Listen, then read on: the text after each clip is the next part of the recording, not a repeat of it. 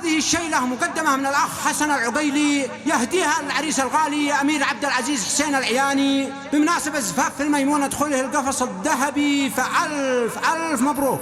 ارحبوا باسم راعي الوفا صغنا قافية بأجمل المعنى، على الخوي قافية معمور بالمعاني وبالمعنى،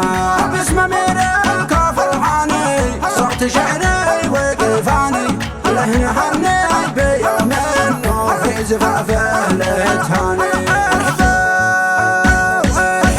ألف مبروك يا الوافي ليلتك بالفرح لافي، دام ربي فرح وسرور ما تلاقي شي خلافي، لابن عبد العزيز حسين تهنيه له عبر قافين، يوم عرسه بكل شعور لأنهن سان أحمر عين، لأنهن سان أحمر عين. اسمع اسمع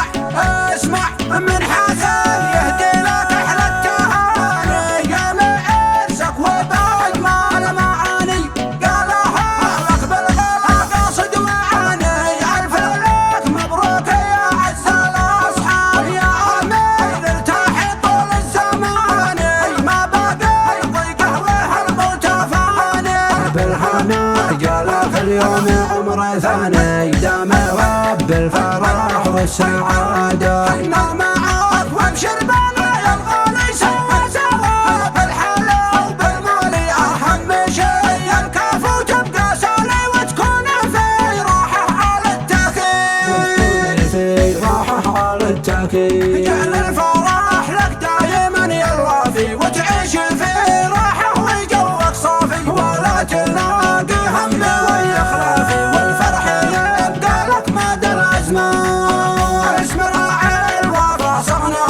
قافية بأجمل المعنى، للخوي قافية معمور بالمعاني وبالمعنى، باسم امير الكاف الحاني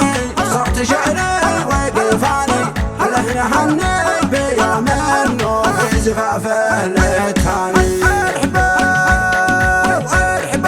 ألف مبروك يا الوافي ليلتك بالفرح لافي، دام ربي فرح وسرور ما تلاقي شي خلافي، لابن عبد العزيز حسين تهنيه له عبر قافين، يوم عرسه بكل شعور لأنهن سان أحمر عين، لأنهن سان أحمر عين. اسمع اسمع